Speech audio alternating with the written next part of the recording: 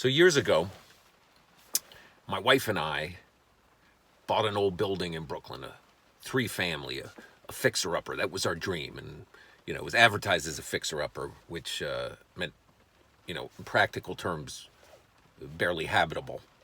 Needed it needed a lot of work, and the only way we were able to afford it was that it came with a rent-controlled tenant, which was a typical practice in this old-school Italian neighborhood that we bought it in. If you a lot of these families, the buildings were in families for generations, and when they finally went to sell, if they had an elderly person in the building, rather than put them in a home or rather than put them in an elder care facility or something, they left them in the building, and they came with the building as part of a package deal, and they would not leave the building until they left the earth.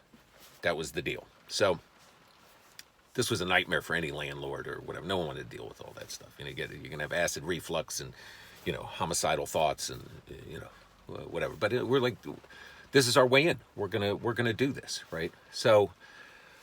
And I just fell in love with the building. It had all these cool details. Like once you started, I was using all my little duct tape skills, pulling up these linoleum floors underneath where it was this beautiful wide plank pine, these marble mantles that had been kind of like cemented over, these, the tin ceiling that had a big medallion for the chandelier and all this. It was just, beautiful, beautiful.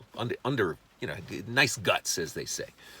Nice guts. So there was one thing I could never figure out about. In the back, there was this sort of outdoor miniature bathtub that was under this wooden structure, right?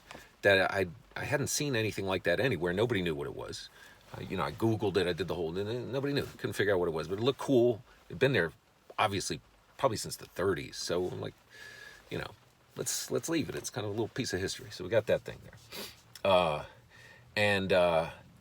We got the rent controlled tenant, and I think she was paying $350 a month for an entire floor of this brownstone.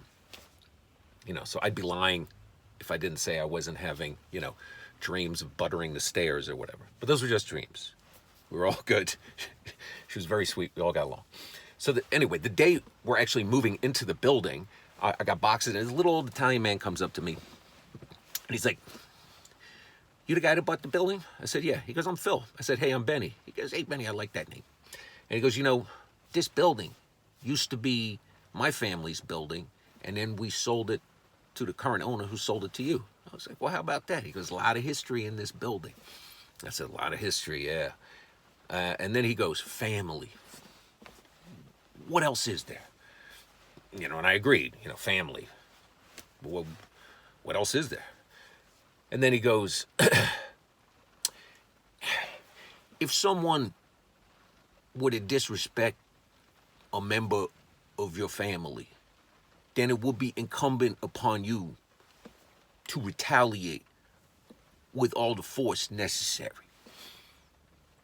So this conversation is taking kind of a little weird turn. But I'm agreeing. I'm like, hey, somebody disrespects your family, you got to, retaliate. So then he goes, "That lady in the building, that's my niece." So I'm doing the math on this because she's like 85. I'm like, this guy's got to be, like 100. Maybe there is something to this Mediterranean diet. I got to start eating, some more spaghetti. So I'm like, "Yeah, oh, that's your niece." And he goes, "Yeah." And he goes, "If she were to get in touch with me and say, for instance, that the hot water isn't hot enough, the heat's not warm enough, or there are repairs that are outstanding, then I would have to retaliate." So I said, "Retaliate? How?" And he goes, "I would make a call to Staten Island." I said, "Well, what would that call be about?" He'd be like, "It'd be about yous." And he goes, "Let me tell you something. It's the last thing I'd want to do. It would break my heart to have to make that call." And he goes, "Do you know why?" And I said, "Why?" And he goes, "Because once that call is made, that call cannot be unmade."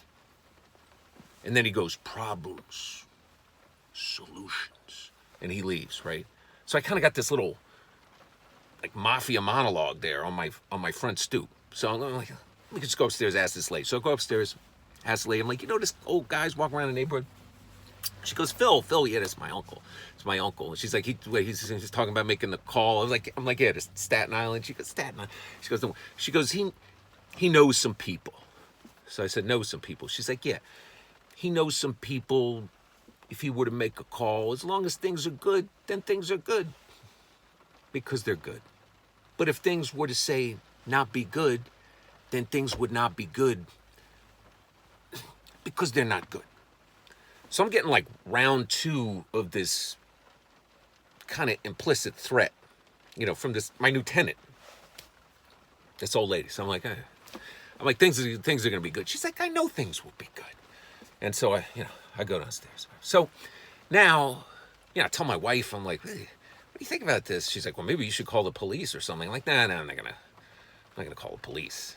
It's just kind of an odd situation, right? This guy lives up the block, whatever. So time goes by, and things get better. He like checks on me once a month. He's like, hey, how's the family? I'm like, the family's good. How's your family, Phil? He's like, good. Things are good. And I'm like, good.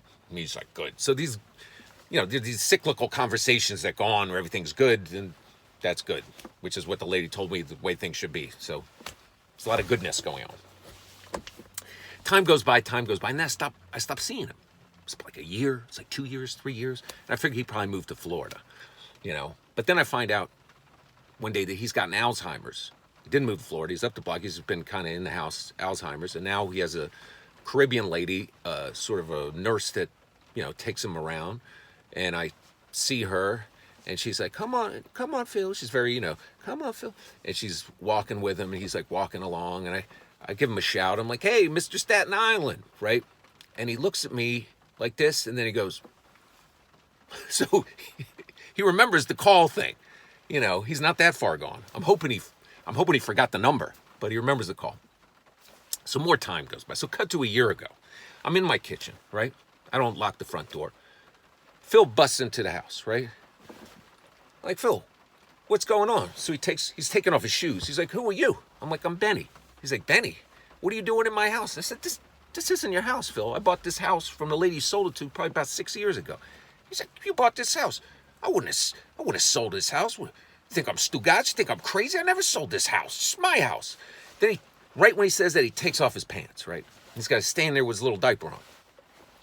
And I said, Phil, why are you taking off your pants, man, in my kitchen? He goes, why am I taking off my pants? I'm going to go make wine, marron. So he goes out into the back, and he goes to that little bathtub thing under the kind of wooden trellis. And he gets inside and starts doing this little stomping dance. And then I realize I'm witnessing kind of a Brooklyn cultural phenomenon of the past, of this thing that he must have done on a regular basis, making wine in his backyard from the grapes that were growing on this arbor. So I'm watching him stomp these imaginary grapes in his diaper. It's just so bizarre in my backyard, right? The door busts open again. It's the Caribbean lady. And she has been really kind of mild up until this point, but it's like she turns it to like Shabba Rank. She's like, Phil, what you doing here? What you doing? All the time I tell you can't take off your trousers upon this man's house. You can't come, but tell me 1, 2, 3, 4 times, you can't come upon this man's house. What you doing here? Why you have your diaper out? And he just looks at her and he says, wine. And she goes, wine, whiny. And she starts moving like this, whiny, right? So then he starts moving. He's doing this too. She's like, whiny. She looks at me.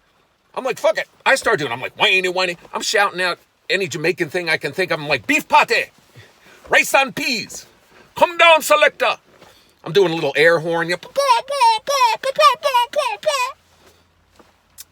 And this kind of distracts him. She grabs his trousers. She puts them back on. We're all whining.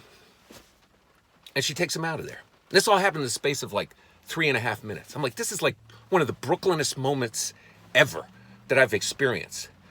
And I guess the moral of that story is, in Brooklyn, if you have a problem and you need a solution, you don't call the police. You don't call Staten Island.